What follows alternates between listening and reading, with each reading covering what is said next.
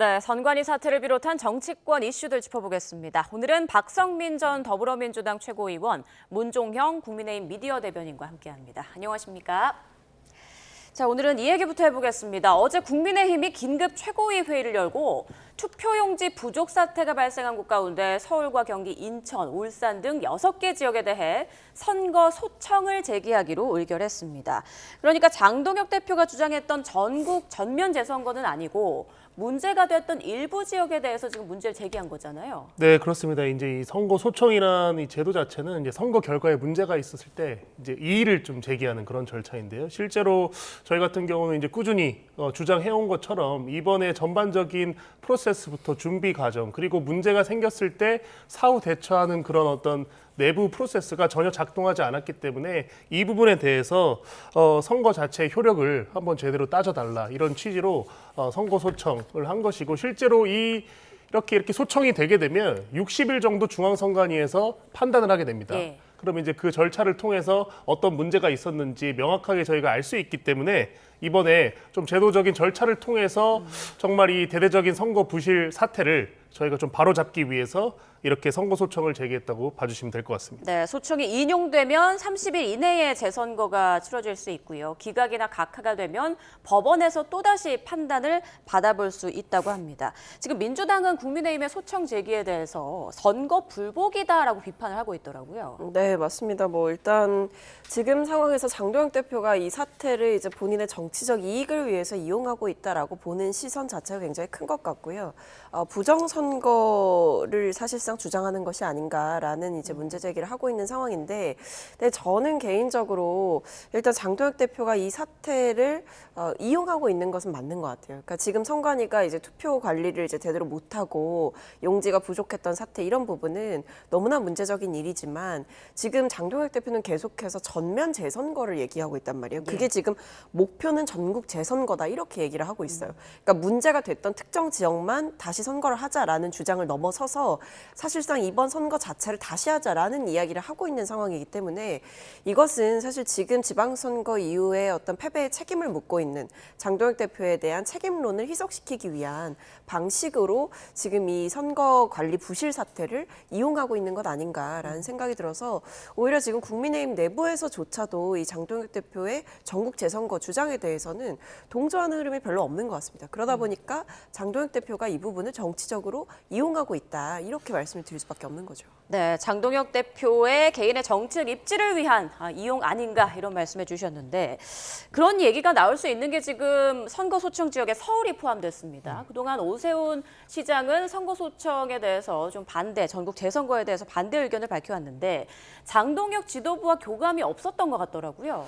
근데 이제 서울시장과 지금 장동혁 대표가 사전 교감을 하고 이 선거 소청을 제기했다는 것은 제가 봤을 때 문제의 본질은 아니고요. 지금 저희 대변인께서 말씀해 주신 것처럼 장동혁 대표가 그냥 전면적인 재선거를 주장하기 위해서 정치적으로 이런 제도를 이용한다 이렇게 말씀을 주셨는데 지금 재선거하자는 구호는 송파에 있는 그 올림픽 공원에서 시민들, 국민들이 그냥 자유롭게 그 도화지에 그런 어떤 그 캐치프레이즈를 적어서 운동을 하고 있는 거예요.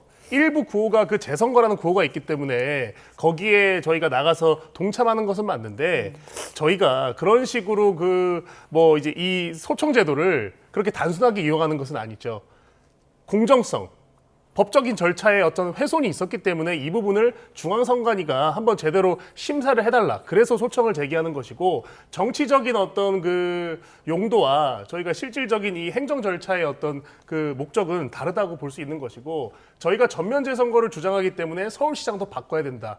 이런 것은 앞뒤가 다른 결론입니다. 예를 들면 이번에 있었던 이 투표용지 부족 사태가 실질적으로 선거에 그 결과에 영향이 없었다 하더라도 과정 자체는 아주 그 중대한 하자가 있었다. 이런 부분이 지금 사실로 다 드러나고 있고 심지어 이 사실관계가 굉장히 불명확한 게 이 어떤 그 지역 선관이라든지 이런 데의 대응이 너무 부실합니다. 예. 그래서 이것 때문에 지금 전 국민적인 분노가 일어나고 있기 때문에 이런 부분에 대해서 정말로 제대로 한번 알아보자 이런 것이지 이거를 정말 단순하게 장동혁 대표가 재선거를 위해서 이 소청 제도를 이용한다? 이거는 너무 단순한 저는 어떤 그 평가가 아닌가 생각합니다. 지금 개혁신당도 서울시장을 포함해서 18건 선거에 대해서 선별적 재선거 소청을 제기했습니다. 자, 이게 앞으로 뭐 어떻게 결과가 나올지 모르겠습니다만 기각이 되거나 각하가 될 시에는 법원에 다시 판단을 받을 수 있는 거잖아요. 법원 판단으로까지 갈 수 있을까요?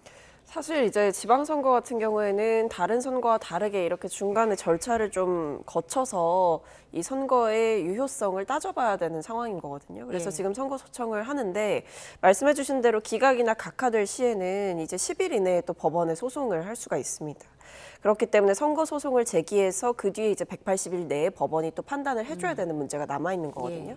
그래서 이게 선거 소청을 이제 제기하는 것 자체가 사실상 제가 봤을 때는 법적 대응을 위한 전초전이 시작이 됐다 이렇게 보고요. 그러니까 일종의 중간다리 역할을 하는 거죠.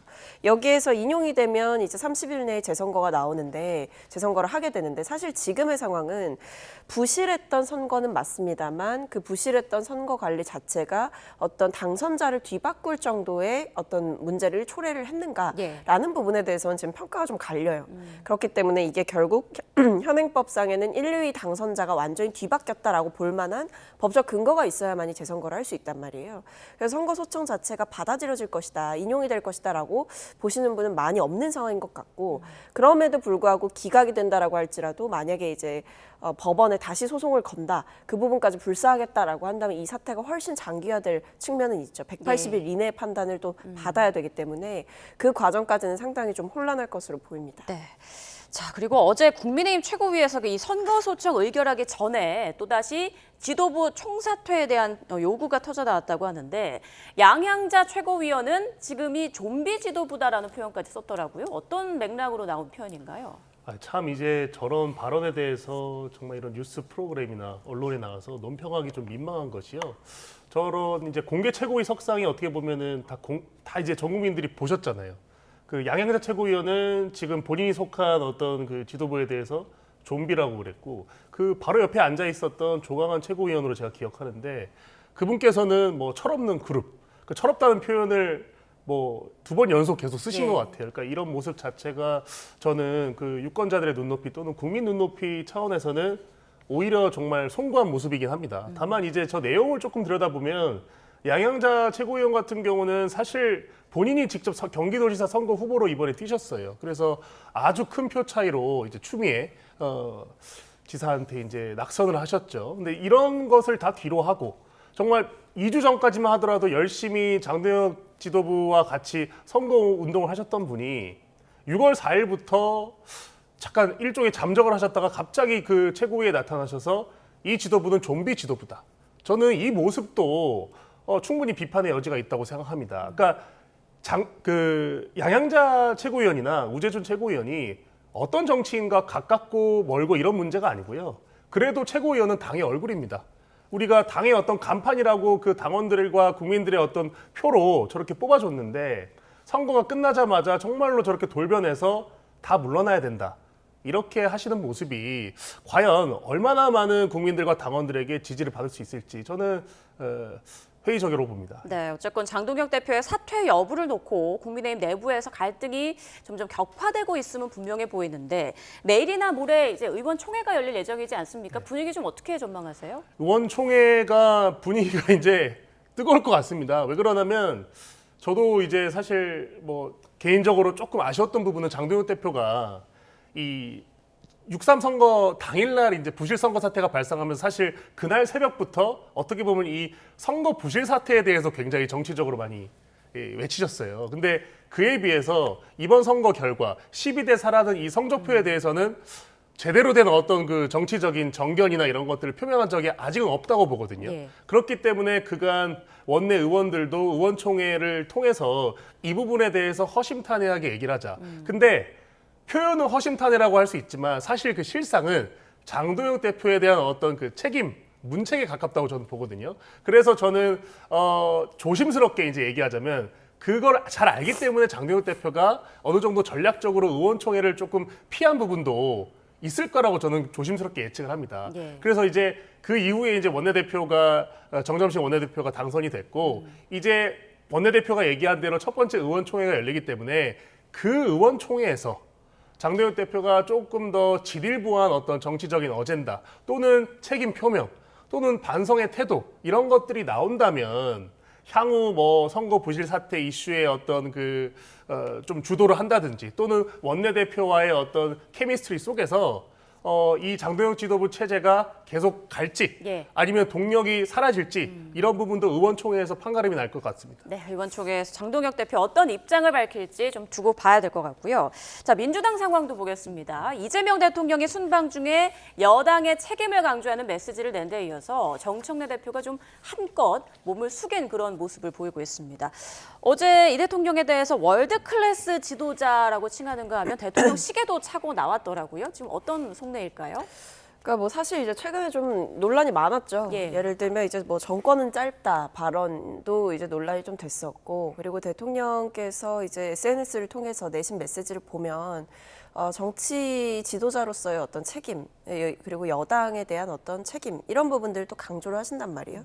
그렇기 때문에 이 부분은 대통령이 굉장히 일관되게 메시지를 내고 있다고 저는 봅니다. 일단 첫 번째로 여당에 요구하는 것이, 그리고 그 여당의 국민들이 바라는 것이 어떤 선명한 공격성이 아니라 국민의 삶에 대한 어떤 비전과 이해를 제시해야 된다.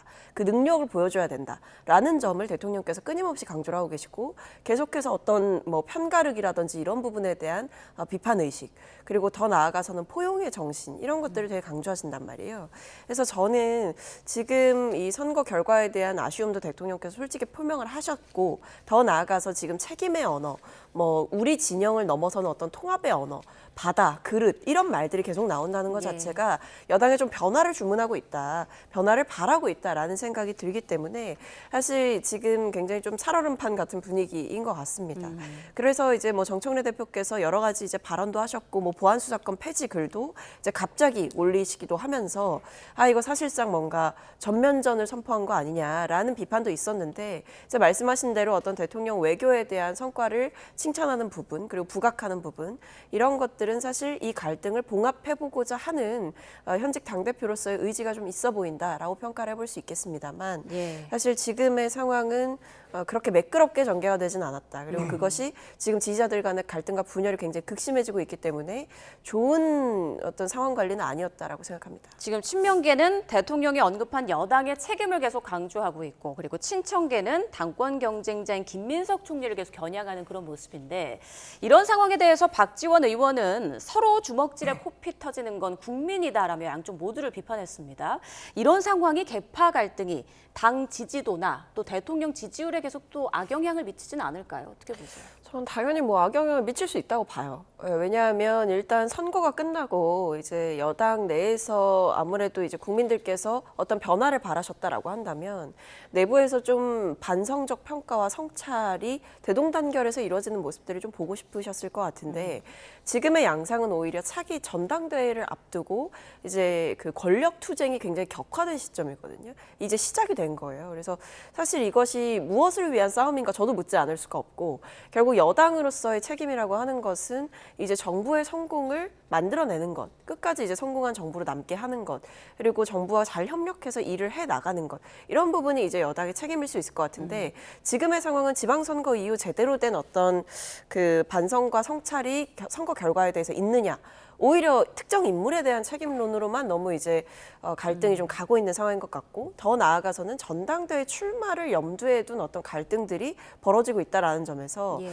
여당이 지금 보여줘야 될 모습은 아니지 않나. 그러니까 박지원 의원님 말씀처럼 이렇게 둘이 뭐 갈라져서 싸웠을 때 결과적으로 이것이 무엇을 위한 싸움이냐라고 묻지 않을 수가 없는 거죠.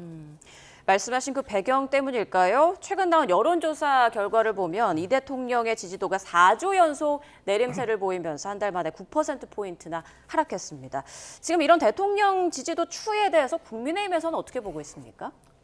우선은 이제 수치 자체가 올라가기 때문에 당연히 긍정적으로 보고 있습니다. 이제 다만 이제 저 추세가 앞으로 지속될지는 조금 더 지켜봐야 된다고 봅니다. 저희가 또 겸허하게 이제 반성하는 자세로 앞으로 그 정치 활동을 한다고 한다면 이렇게 두 가지 정도의 어떤 얘기가 있는 것 같아요. 짧게 말씀드리면 첫 번째는 지금 장동혁 대표 및 지도부가 이 선거 부실 사태라든지 이런 단기 어젠다를 잘 잡아서 그게 반영이 된 어떤 수치 이런 얘기가 있고, 또 두 번째로는 이재명 대통령과 정청래 대표가 너무 서로 간에 많이 싸운다. 뭐 사실 저는 집권 2년 차에 정권은 짧다라고 얘기한 어떤 당대표가 있었는지 미지수거든요. 이런 식으로 어떤 강한 언어가 서로 왔다 갔다 하는 와중에 그 민주당의 어떤 지지층이 조금 이제 그 감소하는 그런 추세로 저희가 이제 상대적인 반등을 한 거다. 이런 분석도 있기 때문에 저희가 오랜만에 정말로 정말 뭐 일부 여론조사긴 하지만 저렇게 민주당을 앞지른 여조가 나왔기 때문에 이 부분에 대해서 저희가 잘했다라고 하기보다는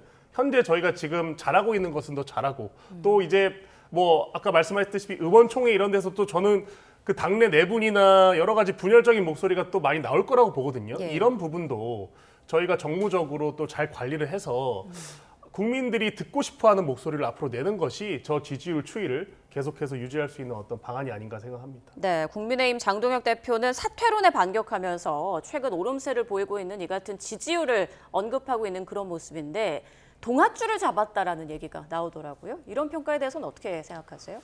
그게 약간 조금 비판하는 그런 어떤 그 표현 아닌가요? 동아줄이라는 것이. 근데 이제 제가 봤을 때 이렇습니다. 지금 저희가 부실 사태에만 너무 매달리다 보면 이 동력이 언제 끊길지 모르거든요. 예를 들면 저희가 최근에 이제 선거 소청도 했지만 이 부분도 길어봐야 2달 안에 결과가 나옵니다. 그리고 실질적으로 대부분의 법률 전문가들이 전면적인 재선거가 되기에는 굉장히 힘들다라는 평가를 이미 하고 있어요. 그렇다면 장동혁 대표가 정치적인 어떤 승부수를 위해 이런 선거 소청, 일종의 이슈 파이팅을 하는 거고 결국 저희가 장기적으로 봤을 때는 이번 지방선거에 대해서 어떤 스탠스를 견지하고 어떻게 받아들일 것인가, 그게 국민들한테 어떻게 보일 것인가, 이게 중요한 것인데 아직 그 부분에 대해서는 사실 명쾌한 어떤 해답, 모습을 내놓지 못하고 있어요. 그렇기 때문에 저도 지금 뭐 제가 대변인실에 속한 만큼 저희 지도부가 잘 되길 바라고 또 앞으로 더 오랫동안 정말로 잘 하길 바란다면 이 지방선거 결과에 대해서 장동혁 대표의 입을 통해서 메시지가 나와야 된다. 그리고 그 메시지는 통합 화합도 중요하지만 우리가 이때까지 잘 못했던 거. 예를 들면 서울시장 선거는 이겼지만 그 선거 캠페인에 일종의 그 지도부가 거리를 뒀던 이런 문제에 대해서까지도 우리 지도부가 명확하게 답을 내놔야지 국민들께서 납득을 하고 그러면 장동혁 지도부한테 한 번 더 힘을 줘야겠구나 이런 어떤 판단을 하실 수 있다고 봅니다. 네, 민주당에서는 대통령 지지율이 하락하고 있는 점 그리고 정당 지지율에서 크로스가 일어난 점 등에 대해서 굉장히 뼈아플 텐데 앞으로 좀 어떻게 국민에게 모습을 보여야 된다고 생각하세요? 뭐 일단은 사실 뭐 지금 있는 어떤 갈등과 분열의 양상은 뭐 장기전이 될 일은 아닌 것 같고요. 이제 최대한 좀 정리를 할 필요가 있을 것 같은데 뭐 인위적인 정리보다는 시스템을 통한 정리가 더욱더 정확하겠죠. 저희가 이제 8월에 전당대회가 예정이 되어 있기 때문에 예. 전당대회 과정에서 뭐 여러 가지 당연히 부딪히는 부분이 있겠지만 후보들 간에 그럼에도 전당대회를 통해서 새로운 리더십이 선출이 되는 그 과정까지 지방선거에 대한 제대로 된 성찰과 그리고 여당으로서의 어떤 겸손한 모습, 뭐 포용적인 태도, 그리고 이재명 정부가 이제 집권 2년 차를 맞이한 만큼 여당으로서 입법적으로 이 국민들의 삶을 위해서 뒷받침할 부분이 뭔지 이런 부분들도 굉장히 중요할 것 같습니다. 예. 그래서 저는 지금의 갈등을 좀 조속히 정리할 필요가 있다. 무엇을 위한 싸움인지 돌아본다면 이것이 사실상 권력만을 위한 다툼이라고 한다면 저는 국민들께 다가가기 어렵다라고 보고 그리고 이 지지율과 관련해서 하나만 좀 찝자면 제가 봤을 때 선관위 사태도 영향이 큰 것 같아요. 예. 선관위 사태에 대해서 민주당도 이 선관위를 비판하고 지적했지만 이것이 상대적으로 민주당이 덜 적극적이어 보이지 않는 거 아닌가 이 부분에 대해서는 좀 정확히 짚어봐야 될 필요가 있을 것 같습니다. 네, 알겠습니다. 자, 좋은 말씀은 여기까지 듣죠. 오늘은 박성민 전 더불어민주당 최고위원, 문종형 국민의힘 미디어 대변인과 함께했습니다. 고맙습니다.